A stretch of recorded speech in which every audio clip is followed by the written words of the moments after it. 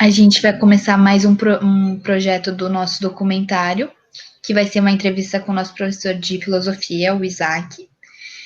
E a gente estava pesquisando sobre a desigualdade social, e em muitos sites falava, que sobre a tese e a teoria do Karl Marx. E a gente queria saber e que você desenvolvesse assim, um pouco da tese dele e gostaríamos de saber a sua opinião.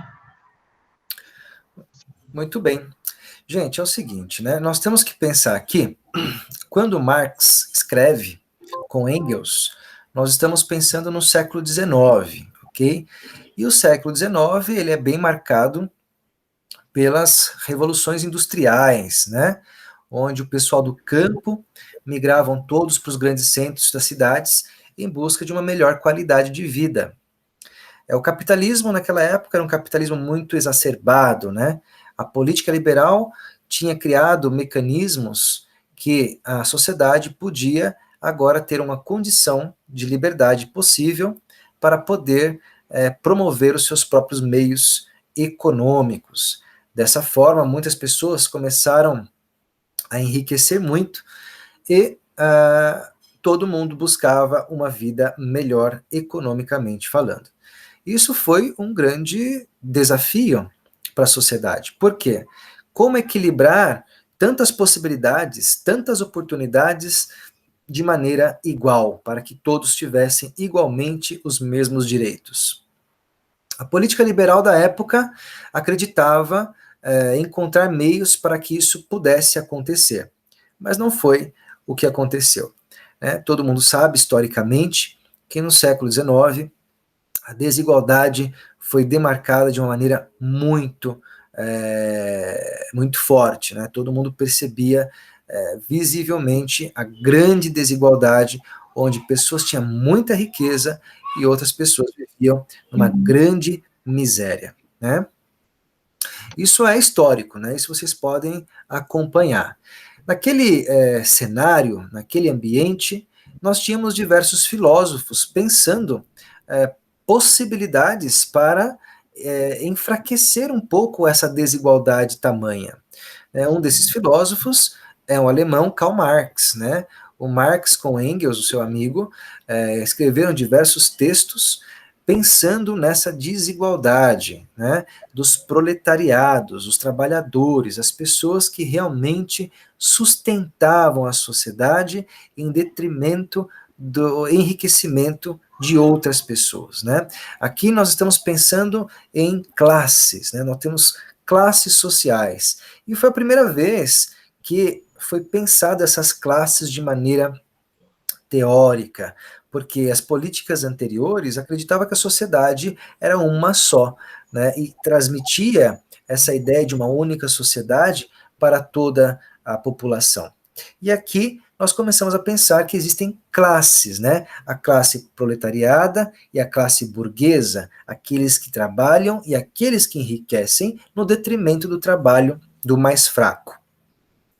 Nesse período, começou a ter, gente, diversos sindicatos, diversas formações de grupos que começaram a ir à rua em busca dos seus direitos, em busca de uma condição melhor de vida. Né? Marx vai dizer que o grande problema de tudo isso são as ideologias formadas por certos grupos mais fortes que acaba alienando a classe explorada, que são os trabalhadores, os proletariados, ou seja, diversas ideologias faziam as pessoas buscar cada vez mais este ambiente de trabalho, essa possibilidade de riqueza, essa possibilidade de uma qualidade melhor de vida, e no final não era o que ganhavam, né?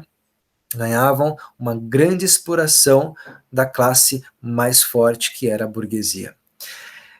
Isso nós chamamos também de mais-valia, tá, gente? Mais-valia é quando o trabalho perde seu preço, né? Quando alguém enriquece muito mais sobre o trabalho de quem trabalha realmente. Para quem trabalha realmente, isso nós vamos trabalhar duas ideias. O que é isso? A infraestrutura e a superestrutura. A infraestrutura, para Marx, vai vir de uma ideia de dialética material, ou seja, para Marx, o mundo não é formado dentro de uma condição cultural, dentro de uma condição ideológica, onde as crenças, os mitos, as religiões, as políticas e as ideias promovem a sociedade. Não. Para Marx, o que promove a sociedade é o trabalho físico, material, ou seja, nós precisamos comer, nós precisamos beber, nós precisamos nos vestir, construir o ambiente que vivemos. E isso acontece no trabalho, né? Para que a gente possa sentar numa mesa e discutir filosofia, discutir política, discutir qualquer outra liberdade, nós temos que primeiro viver. E para viver, nós temos que trabalhar. Ou seja, a sociedade se desenvolve dentro de uma materialidade. Materialidade essa que vai formar a sociedade como nós vemos hoje. Ou seja, é histórico, né? A história material, né? O materialismo histórico de Marx é dizer que a sociedade se desenvolve através da sua materialidade e não através das suas ideias. Não que as ideias não sejam necessárias, porém, as ideias, elas não promovem a sociedade. O que promove é a materialidade. Isso é a ideia de infraestrutura. E superestrutura são as ideias propriamente ditas, a política, o direito, a filosofia, a religião, tudo isso é a superestrutura que são as ideias. Elas não são a base, mas são importantes também, né? Marx não descarta totalmente a superestrutura, porém não é ela que movimenta a sociedade. Pensando nesta ideia de infra e superestrutura do Marx, nós entendemos que, segundo ele, a desigualdade acontece aí, né? Da sociedade acreditar que a superestrutura que vai movimentar a sociedade, e não é isso que acontece, né? É o trabalhador. Em cima dessa ideologia promovida pela superestrutura, o trabalhador continua sempre pobre e o burguês cada vez mais rico, né? E aí começa a exploração e a desigualdade, né? Enquanto a sociedade não entender que é a base do trabalho, né? É a base da promoção de um trabalho fixo, onde os braços de quem trabalha constrói esse mundo para que outras pessoas possam se sentar e idealizar. Enquanto a gente não entender isso, a sociedade vai continuar alienada dentro das ideologias formadoras pela classe dominante, né? E a ideia que o Marx tem é que haja revolução, que a classe explorada, dos trabalhadores, dos proletariados, saiam para a rua, busquem seus direitos. Porque, segundo Marx, a classe dominante jamais vai pensar na classe dominada. Por quê? Explorar é bom para quem explora. Né? Essa é a ideia mais aberta que o Marx traz. E vocês querem fazer alguma pergunta em cima disso? E que a população é dominante, né? Que isso seja ouvida e que essa é basicamente a teoria do Marx, né? Seja ouvida.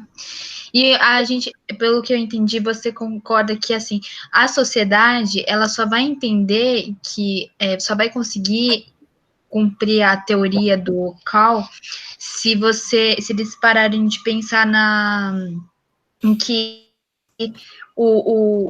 quem ganha é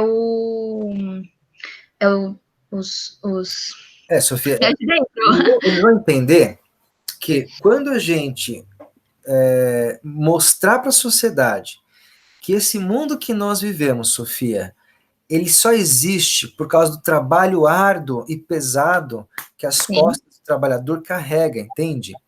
Tem uma imagem muito interessante de burgueses sentados numa mesa tomando champanhe e pensando a fome, pensando a miséria da sociedade.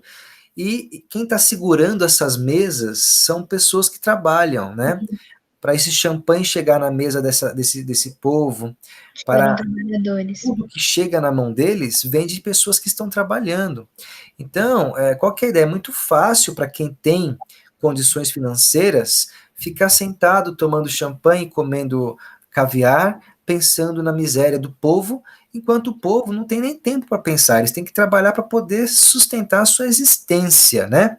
Então, a visão que a classe burguesa tem da miséria da classe explorada é uma visão ideológica, não uma visão prática, uma Sim, visão material, você entende? É esse o ponto que o Marx claro. está falando, né? Uhum. Enquanto a gente não colocar na cabeça de quem vive a sociedade por maneiras ideológicas, que a sociedade tem que ser pensada de uma maneira prática e material, a sociedade nunca vai sair dessa exploração, Nunca né? vai evoluir Não nesse vai. sentido.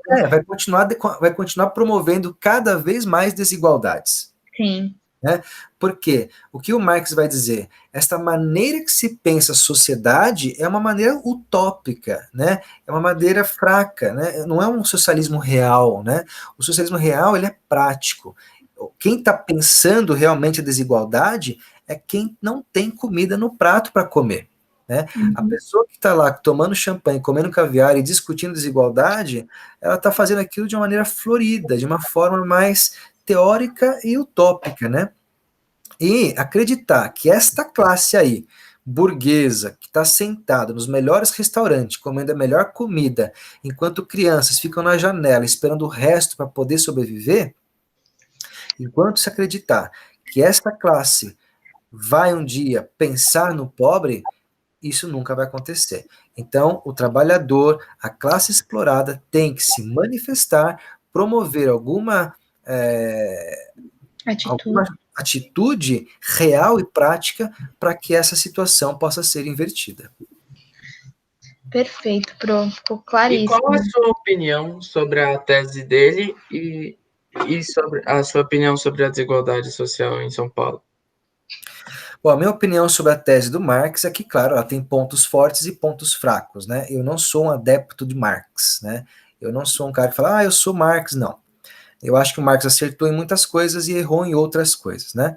Agora, é claro, nós não estamos estudando tudo de Marx. Para mim poder explicar quais são os pontos fortes e pontos fracos do Marx, nós teremos que estudar o Marx aqui, e isso não é a nossa proposta de hoje. Então, eu concordo em algumas coisas com Marx e discordo de outras, né? Principalmente essa ideia que o Marx tem de que a sociedade se estabelece numa estrutura de infraestrutura onde a superestrutura ela é mais fraca. Para mim, isso não é verdade. Para mim, a superestrutura continua sendo o movente do mundo.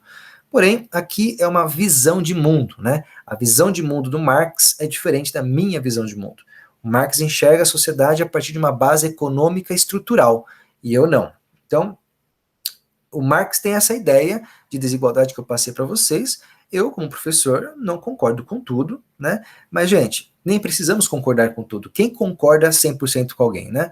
A ideia é que o ser humano não é perfeito nas suas atitudes e eu acho que outros autores trazem ideias de verdade melhores que a do Marx.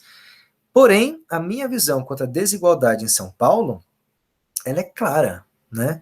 São Paulo é um lugar que mostra exatamente a desigualdade, né? Você vai nos bairros mais chiques, tira uma foto por cima e você vê os arredores, né?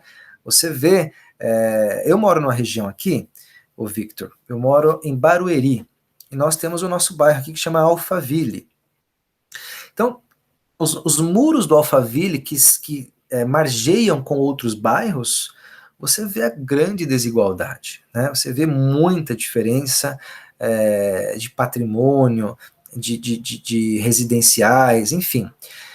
E vemos desigualdade em todos os fatores, né? Nós temos desigualdade social, desigualdade religiosa, desigualdade de todos os pensamentos, Cultural.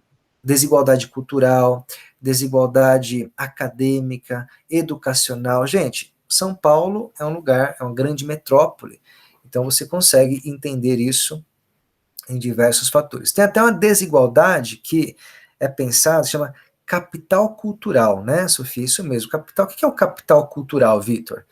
Por exemplo, dentro de uma. Vou até dar o exemplo da sala de vocês aí, né? Dentro dessa sala, que é um capital cultural? Um jovem como você, que já viajou para vários lugares, e um outro jovem que não viajou muito, né? Um jovem como vocês que conhece outros países, e jovens como vocês que nunca saíram de São Paulo, né? Jovens como vocês, que nasceram de uma família economicamente mais estruturada, que leva vocês para conhecer museu, que traz para dentro da casa de vocês diversos livros, pais de vocês que tiveram formações acadêmicas, ou seja, o ambiente cultural que você vive, que nós chamamos de capital cultural, é muito diferente do capital cultural de outros jovens. Ou seja, já começa por aí. Né, o que um jovem tem desde o seu berço e o que o outro tem. Então, nós temos desigualdade de todos os fatores. E São Paulo é um lugar que tem uma imagem que você pode visivelmente ter acesso a isso. A gente discutiu bastante com a Adelaide e com a Mir sobre esse aspecto cultural. Uhum. Mas a gente também concordou que existem coisas hoje em dia que já ajudam a ter os jovens que não têm tanto acesso a terem esse acesso. Mas foi o que você falou, o São Paulo é uma metrópole e é muito difícil não existir a desigualdade.